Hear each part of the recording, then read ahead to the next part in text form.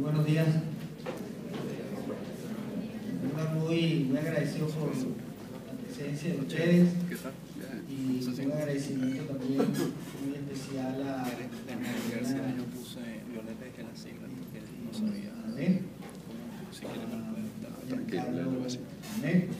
y también a una muy querida y cercana amiga que hizo este puente, que es Machín.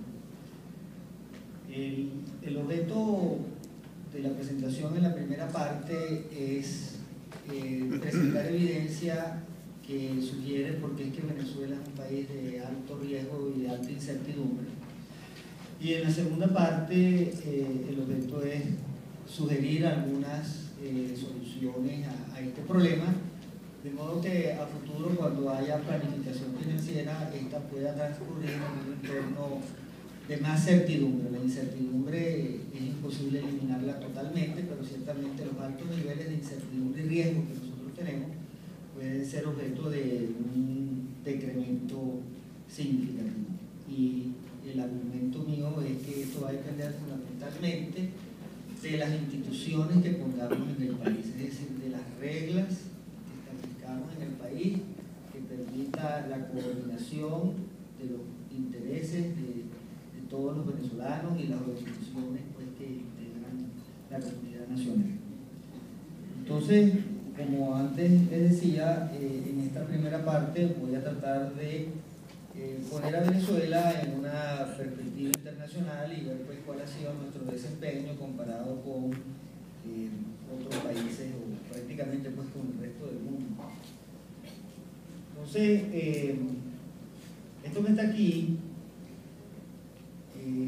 está midiendo, fíjense, aquí en el eje horizontal es el Producto Interno Bruto por habitante de todos estos países como porcentaje del Producto Interno Bruto de los Estados Unidos. Entonces, por ejemplo, ¿verdad? Esta es Suiza, Confederación Helvética, ¿no? Y esto es en el año 1960. Entonces, bueno, Suiza aparece con un ingreso por habitante en el año 1960 mayor que, por ejemplo, los Estados Unidos que están aquí. Esto es lo que, por cierto, se conoce como el triángulo del crecimiento, porque fíjense, en el eje vertical lo que estamos midiendo es la tasa de crecimiento promedio del ingreso per cápita de todos estos países durante el periodo 1960-2000. ¿Okay? La tasa de crecimiento del ingreso por habitante. O sea, la tasa de crecimiento del ingreso por habitante viene a ser la tasa de crecimiento de la producción nacional menos la tasa de crecimiento de la población. Entonces, eso nos da la tasa de crecimiento del ingreso por habitante. Entonces, claro está, ¿verdad? Si la población crece más que la producción, en ese caso la tasa de crecimiento sería negativa. Y lo contrario, ¿verdad? Si la tasa de crecimiento de la producción, que estaría en el numerador, excede a la tasa de crecimiento de la población, que está en el denominador, se sabe, producción entre población es el ingreso por habitante, entonces en ese caso pues la tasa de crecimiento del Producto Interno Bruto real por habitante sería posible. Entonces, fíjense que por ejemplo aquí están en esta zona los países tradicionalmente ricos, Luxemburgo, los Estados Unidos, Holanda, Netherlands, Canadá, Nueva Zelanda. Y aquí hay países, fíjense que en el año 1960 eran relativamente pobres, como era Japón, como era Hong Kong, como era Corea, como era Tailandia, ¿no? Pero estos países, fíjense que experimentaron unas altas tasas de crecimiento en promedio durante ese periodo 60 al 2000, y en la próxima lámina vamos a ver que como consecuencia de ese alto crecimiento, estos países inicialmente pobres terminaron alcanzando a los países ricos. ¿Okay? O sea, pues hubo lo que se conoce en esta literatura como un proceso de convergencia, en donde el país pobre alcanza al país rico. Ahora fíjense que es interesante, digamos, este cross-section, ¿verdad? Es decir, pues aquí vemos que también hay un conjunto de países que en el año 1960 eran pobres, pero que tuvieron una tasa de crecimiento, algunos de ellos negativas, como por ejemplo Nicaragua. Entonces, obviamente, ¿verdad? Si la tasa de crecimiento de estos países es negativa, lo que opera es un proceso de divergencia, es decir, pues los países, digamos, tradicionalmente ricos que tuvieron tasas de crecimiento positivas, su ingreso por habitante tiende a alejarse de aquellos países que tienen una tasa de crecimiento negativa. Esta lámina, fíjense, sugiere la importancia de la institucionalidad. En el fondo aquí pareciera, a la luz de evidencia, que es importante si las instituciones que existen en el país son incluyentes o si son excluyentes. ¿Okay? Es decir, pues si aglutinan, engloban a la gran mayoría de la población, o más bien si la excluyen. Y cuando la excluyen estoy hablando fundamentalmente en términos de acceso a propiedad y protección de esa propiedad una vez adquirida. Entonces vamos a ver que hay instituciones que más bien disminuyen el valor de la propiedad de la mayoría de la población, no permiten a la mayoría de la población acceso a medios, ¿verdad?, que les permita proteger su propiedad, y hay otras que por el contrario facilitan el que la mayor parte de la población pueda acceder de una buena forma a la propiedad, y una vez pues accedan a esta propiedad, pues también el esquema protege esa propiedad adquirida de buena forma. Ahora, deseo resaltar este caso que está aquí. ¿Lo ven, verdad? Sí. Venezuela, ¿no? Entonces, fíjense, en primer lugar llama la atención que nuestro ingreso por habitante para 1960 era relativamente alto. O sea, estamos hablando de que nuestro ingreso por habitante en el 60 era casi equivalente a 3/4 partes del ingreso por habitante de los Estados Unidos. En primer lugar. Pero en segundo lugar, también debo destacar que si vamos a ver cuál fue la tasa de crecimiento en promedio de Venezuela entre el 60 y el 2000, y vemos que es ligeramente negativa. ¿Okay? O sea, la tasa de crecimiento nuestro en promedio, hubo años y décadas que no fue así, pero en promedio del 60 al 2000 fue negativa. Es decir, en Venezuela, es importante tenerlo presente, en promedio la tasa de crecimiento de la población excedió a la tasa de crecimiento de la producción. Entonces, vamos a la siguiente lámina, que también tiene que ver con el tema de la institucionalidad, y es la siguiente. Fíjense, aquí también tenemos al mismo número de países, pero igualmente en el eje horizontal estamos midiendo el ingreso por habitante de cada uno de estos países expresado como fracción del Producto Interno Bruto de los Estados Unidos, pero esto es para el año 2000. ¿Okay? Y en el año 2000, aquí está USA, ¿verdad?, aparece pues como el país con mayor ingreso por habitante de la Tierra, ¿no? Y fíjense, en el eje vertical, lo que se está midiendo en el fondo son niveles de tecnología. ¿Okay? Eso que llaman ahí total factor productivity. En el fondo son niveles de tecnología de cada uno de estos países. Entonces, obviamente, la gráfica... ¿Me voy al otro? Yo creo que he dicho que no lo moviera mucho.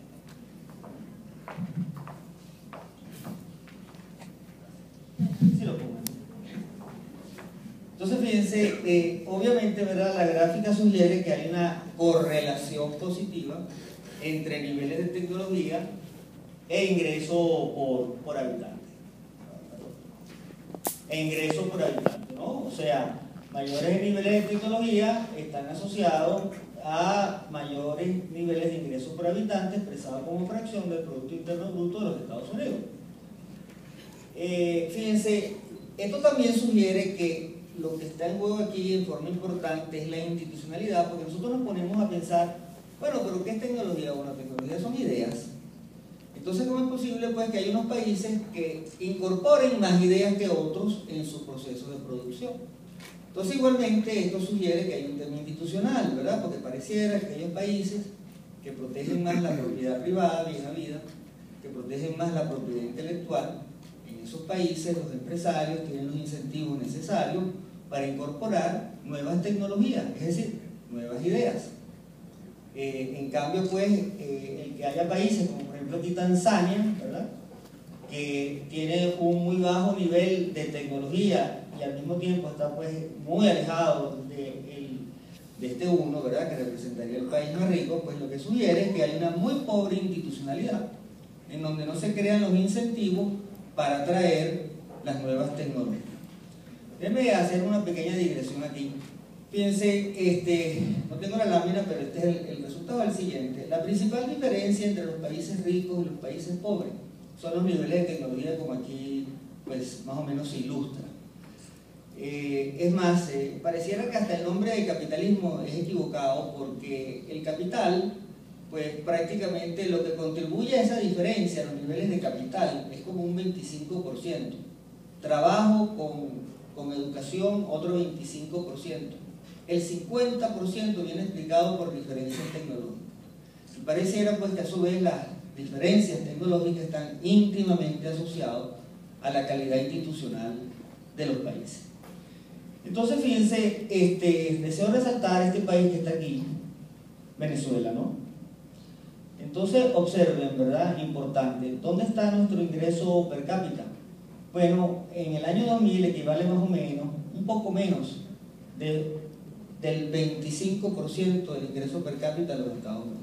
Es decir, pues en 1960 nuestro ingreso per cápita equivalía a casi el 75% del ingreso por habitante norteamericano. Y en el año 2000 equivale a una cuarta parte, lo cual significa que mientras los Estados Unidos creció, Venezuela entró en un proceso de divergencia, porque no solamente es que no creció, sino que el crecimiento fue negativo. Entonces se acentuó la diferencia entre ellos y nosotros.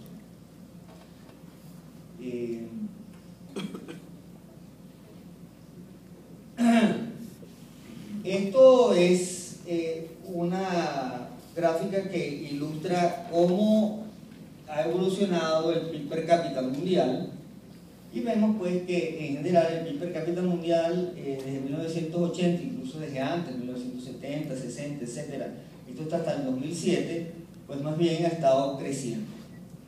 O sea, pues que esto sugiere, ¿verdad?, que hay algo raro que está ocurriendo en Venezuela, porque el PIB per cápita mundial sube, pero el PIB per cápita en Venezuela más bien se contrae. Entonces, en ese sentido, pues, ¿verdad?, estamos como nadando contra la corriente, ¿no?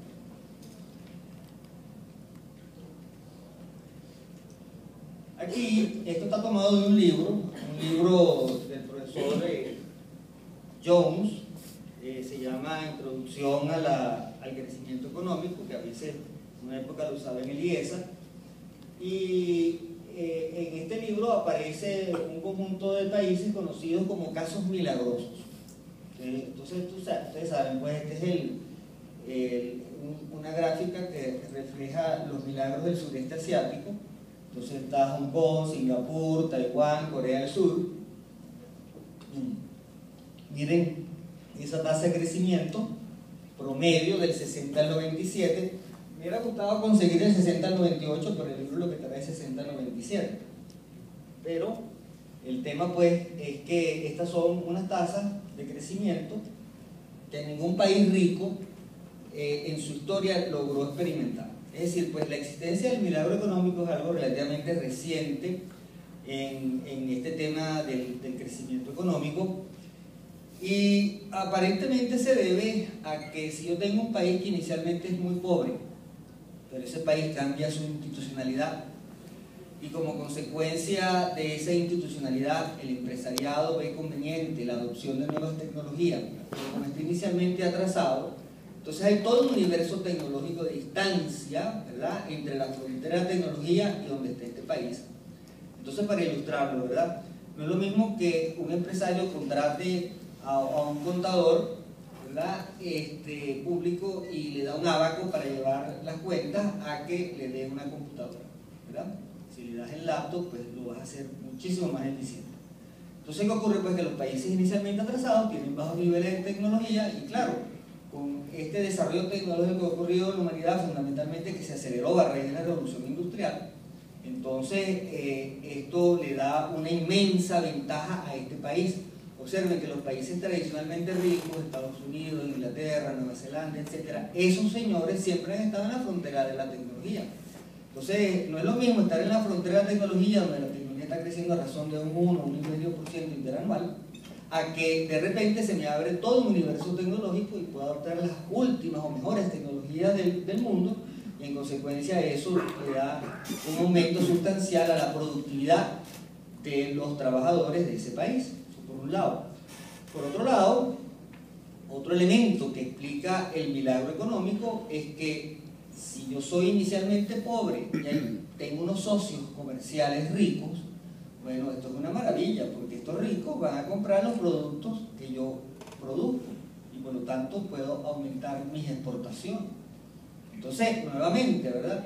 Ninguno de los países tradicionalmente ricos se encontraron en algún momento en ninguna coyuntura histórica en donde tenían un socio rico que comprara su producción. Ellos eran los ricos, pero lo interesante es que estos ricos son los que compran la producción de los pobres. Entonces, estos dos elementos, pues, ¿verdad? El gran rezago tecnológico y la capacidad de adoptar estas nuevas tecnologías, y por otro lado el tener socios ricos que compren mi producción, en buena parte explica por qué es que el milagro económico es algo pues relativamente reciente, ¿no? Porque era necesario que se desarrollara la tecnología y que a su vez también hubiese países ricos que compraran la producción de los países pobres. Ahora, también aquí podemos invertir mucho tiempo, pero bueno, sabemos pues que el tiempo está limitado, pero así como hay casos milagrosos, es decir, el milagro se caracteriza pues porque la tasa de crecimiento de la producción durante determinado periodo excede a la tasa de crecimiento de la población en más de un 4%, bueno, también hay casos desastrosos y sabemos pues que es porque la tasa de crecimiento de la población excede a la tasa de crecimiento de la producción. Entonces, también tomado el libro de Jones, bueno, aquí hay unos casos desastrosos, ¿no? Entonces, la Venezuela, ¿okay? Y su tasa de crecimiento es de 0,1% negativa, ¿no? O sea, no es tan negativa como por ejemplo puede ser la del Chad, ¿verdad? O puede ser la de Madagascar, pero es negativa, ¿no? Y siendo pues un país que pareciera que en una época tuvo una altísima tasa de crecimiento, de modo que su PIB per cápita era como 3/4 parte equivalente al PIB per cápita de los Estados Unidos, ¿no? Y que más bien pues durante este periodo, 40 años, pues también experimentó un retroceso. Entonces, fíjense, esta lámina es importante porque digamos que pone en perspectiva nuestro problema. El tema un poco, y perdonen, un poco político, pues es el siguiente, ¿no? Estas cifras contribuyen a explicar por qué llega al poder una figura con una gran capacidad de comunicación y que esa capacidad de comunicación precisamente la explota, digamos, entre una población de bajos ingresos. Una alta población de bajos ingresos que se crió en buena medida durante esos años. Y eso lo ha documentado claramente los diversos estudios sobre la pobreza que se ha hecho en esta casa de estudio, que por cierto también es mi alma mater. Entonces, estamos claros pues que en Venezuela durante ese periodo sí creció mucho la pobreza y esos pobres en buena parte pues contribuyen mucho a votar pues por el tocayo mínimo. ¿Okay? Pero esto refleja, o sea, esto pone de relieve, también me parece a mí, yo les sugiero a ustedes que esto pone de relieve que nuestro problema va mucho más allá que mi tocayo. Más bien pareciera, a la luz de esta información, ¿verdad?, que el tocayo es consecuencia de nuestro problema y que si nosotros queremos evitar, ¿verdad?, fenómenos como el que estamos viviendo, entonces es importante tomar conciencia del cambio de timón que tenemos que hacer en materia institucional para que este tipo de fenómenos pues no ocurran y para poder insertar al país en una senda de prosperidad material, ¿no? Porque si hubiera habido pues prosperidad material, y eso también está claramente documentado, cuando hay alto crecimiento la pobreza se reduce, y eso pues ha ocurrido en Latinoamérica, claramente en Chile, pero en el sureste asiático pues en la China y en la India o sea, en este mismo momento que estamos hablando, y ustedes se acuerdan a lo mejor la película de Slumdog Millionaire, era eso, o sea, un altísimo tasa de crecimiento en la India que transformó este barrio pobre donde estaban estos muchachos. Entonces, digamos pues que el principal antídoto contra la pobreza es el crecimiento económico, en donde hay pues una creación de riqueza, ¿no?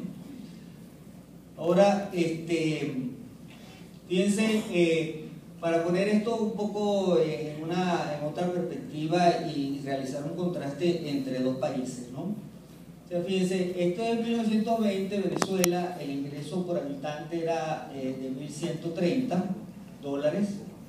En el año 57, 9.802. Crecimos muchísimo durante todo ese periodo, ¿okay? Éramos prácticamente pues una suerte de milagro económico. Después, en el año 1977, alcanzamos nuestro ingreso por habitante más alto, es de 13.144. En el año 98, ¿verdad? Antes del advenimiento pues de ustedes saben quién, el ingreso por habitante era de $10.015, ¿no? O sea, inferior al que teníamos en el año 77, y en el año 2009 $10.986, ¿no? O sea, todavía inferior al máximo pues, que habíamos alcanzado, y digamos pues que esta tasa de crecimiento entre este y esto pues es bastante, ¿cuál es la palabra? Escuálida.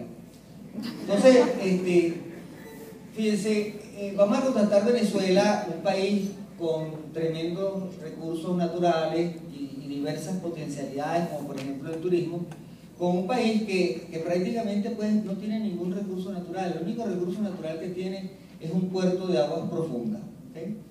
Entonces, estoy hablando de Hong Kong. Entonces, en el año de 1920, el ingreso por habitante era de $1.872. En el año 57, 3.629, ¿verdad? No big deal, ¿verdad? No una gran cosa. En el año 77 era ya de $11.186. En el año 98, $27.767.